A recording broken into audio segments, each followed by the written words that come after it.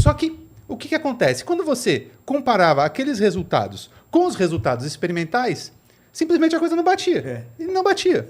Simplesmente, e não batia feio, tá? Não batia feio, porque à medida que você ia para comprimentos de ondas menores, enquanto a expressão prevista por esses caras divergia, experimentalmente, a gente tinha uma curva que, a partir de um determinado momento, caía. Lembrando, tipo, eram curvas que eram obtidas por uma determinada temperatura. Então, esse corpo a uma determinada temperatura e eles fazem essa relação, tá? E aí... Basicamente, né, César?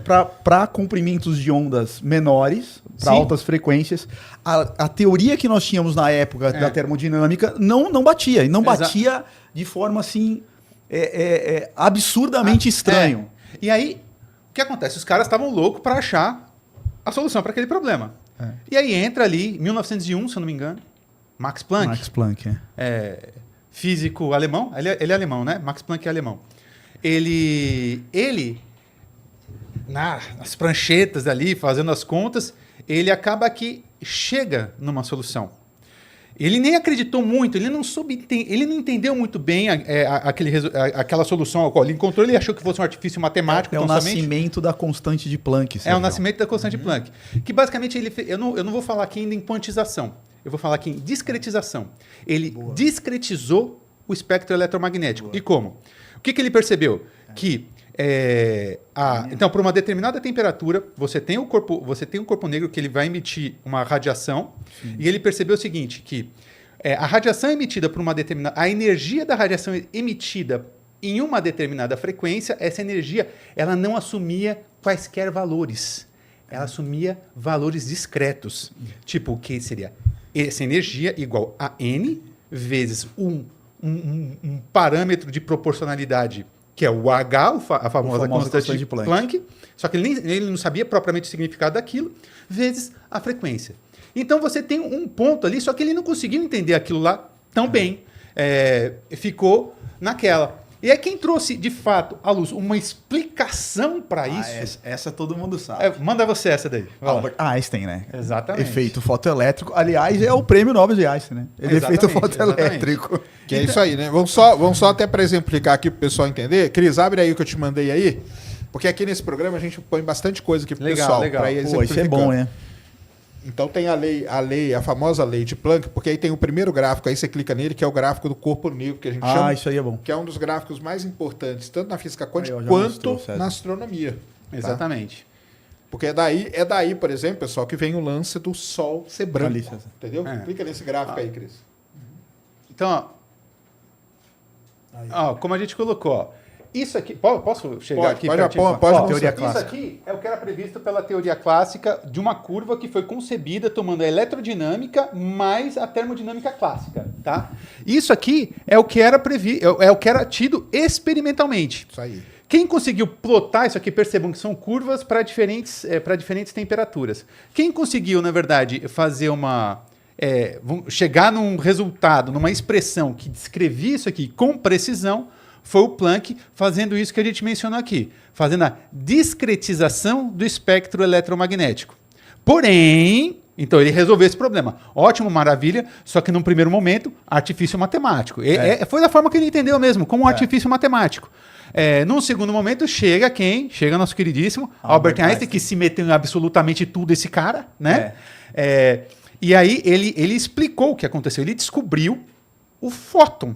Na verdade, também tem que deixar bem claro, ele não chamou de fóton, ele chamou de quantum. O quantum seria Nossa, o... que ironia. Então o Einstein, quantum, que era um cara que brigava com o físico quântico, foi ele meio que deu o nome. E aí, por isso até nasce o nome física quântica, porque eles discretizaram essa energia, na verdade, o espectro eletromagnético em pequenos pacotes de energia, ao qual eles chamaram de quantum. Então, eles quantizaram. E por isso que essa física, inclusive, ela é quântica, porque é uma física de sistemas que são quantizados. Então, já para deixar bem esclarecido isso, porque muita gente... Vem o nome, né? Da onde que vem o nome? Porque tem muita gente, né, que usa o termo, não quer falar de física quântica, mas não sabe nem por que chama quântica o negócio. É isso aí. Isso mesmo. Então tá aí. Aí só volta ali na página ali, Cris, só para mostrar pro pessoal, só desce um pouquinho. Só para a galera ter uma ideia do que aconteceu lá com o Planck. Aí, ó, vai descendo. Eles estudam aí, chegam nesse conjunto de equações, né? Que relaciona comprimento de onda com frequência, com tudo, né? Isso. E aí é o famoso o H ali, ó, dele, ó. Esse Hzinho é a famosa... 6,63 vezes 10 a menos 34 joules vezes segundo. Nossa senhora, Isso meu aí. Deus do céu. Eu não tenho essas coisas na cabeça, não. E aí cara. é o Hzinho aí. Então é esse conjuntinho de equações aí que foram o que ele chega no final. Então o Einstein foi lá e falou que, na verdade, o que você tinha ali não eram ondas, então. É isso? Porque aí vai chegar naquele...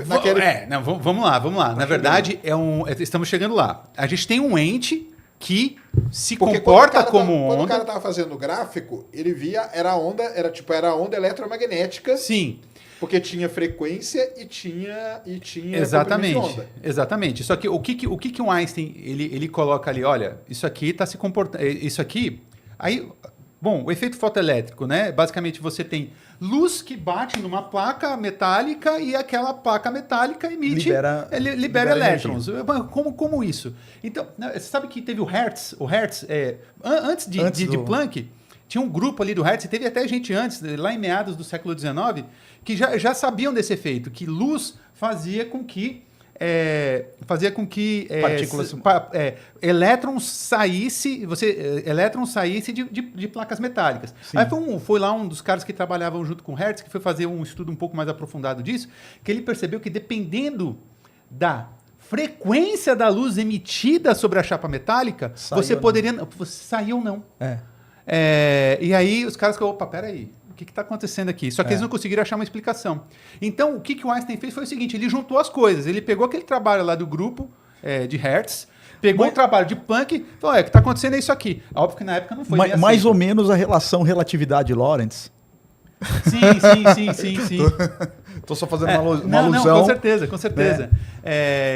Porque o Einstein, ele era bom, assim, tipo... Ele realmente... De colocar coisa na prática.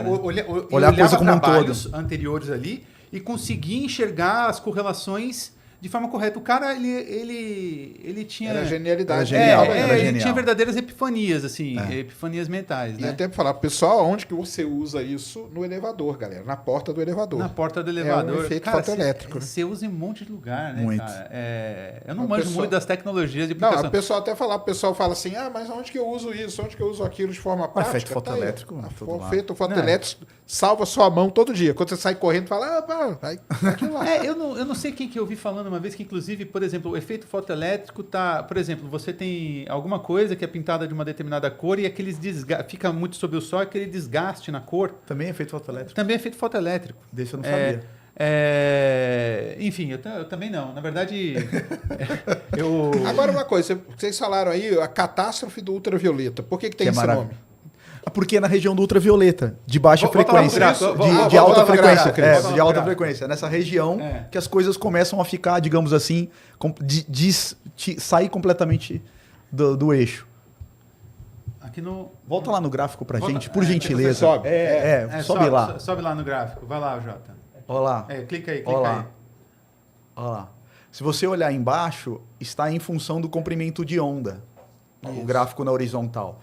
Essa região do comprimento de onda mais baixo aqui, que é a região do ultravioleta. Porque se você pegar a região clássica ali, ó, Sérgio, tá vendo ali, ó?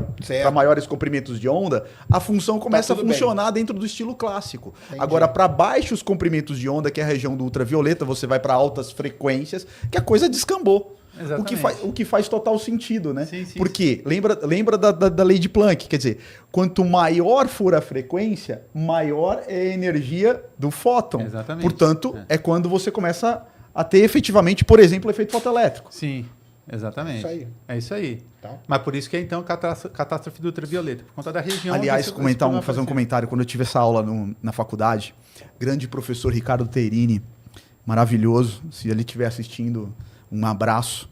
Ele deu essa aula, começou às 7 da noite, César, e acabou às 11h30, porque eu tava assim, ó.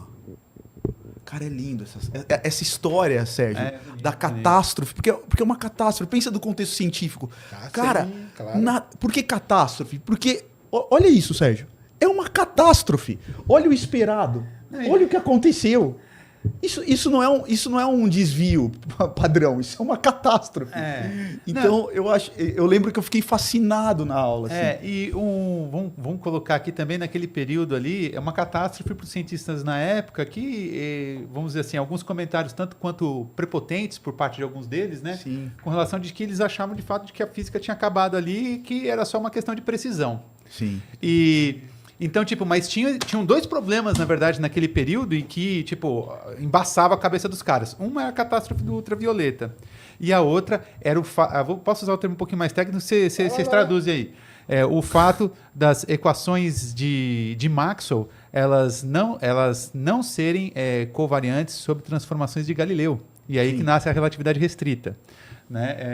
Então eram duas coisas que embaçavam a cabeça dos caras, que está relacionada ao éter lumífero, que os caras não achavam e tal. É porque, para o pessoal entender, antes disso aqui, o que tinha era a termodinâmica e o eletromagnetismo, né? Perfeito. Então, essas duas coisas que eram as coisas que mandavam ali.